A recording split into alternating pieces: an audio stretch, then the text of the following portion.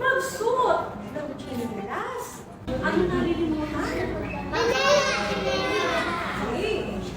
Kapag nanalaro siya ng bahay-bahayan, palagi siyang nakapaa. Bakit ka nakapaa? Tanya?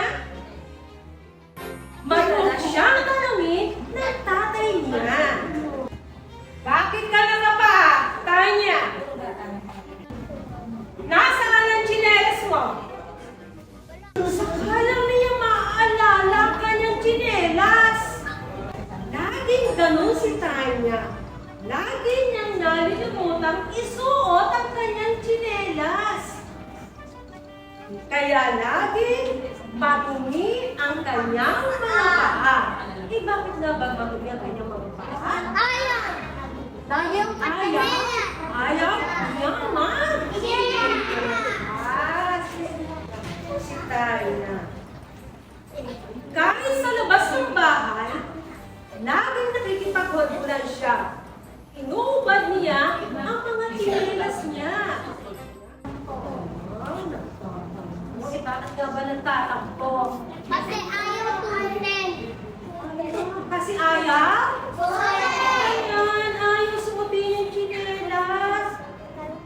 Ayaw turunin. Hindi niya alam na ng mga sandaling yun, aming di nakikita ang mga dumi at mikrobyo na tuwang-tuwa sa nangyayari. Pwede na natin salakayin ng mga paalitan niya. Wah! Sabi ng mga dumi, mas siya, no? Masayang-masaya sila dahil ang mga bata ay laging nakapaa ay pwede nilang lusubin. Didikit sila sa mga paa ng mga batang walang tsinelas o sapatos at papasok sa loob ng katawan ng hindi namamalayan. Lapit pa. Lapit pa. Sabi ng mga kubo at tinig. Humingi ng tulong si Tanya para hanapin ang mga tsinelas niya. Sinabi ng tatay niya, kailangan laging nakatsinelas ang mga bata. Sabi ng tatay. Oo. Para maligtas ang mga paa sa dumi at mikrobyo at saka sa mga bubog o tinik na nasa paligid. Mabuti na lang, nakita nila ang tsinelas ni Tanya. Ayan, nakita na. Isinuot niya ang mga tsinelas niya. Tinandaan niya kung hindi lagi kailangan magsuot ng tsinelas. Yun, tinandaan niya. Naghugas ng mga paa si Tanya, sinabon niyang mabuti ang mga paa niya.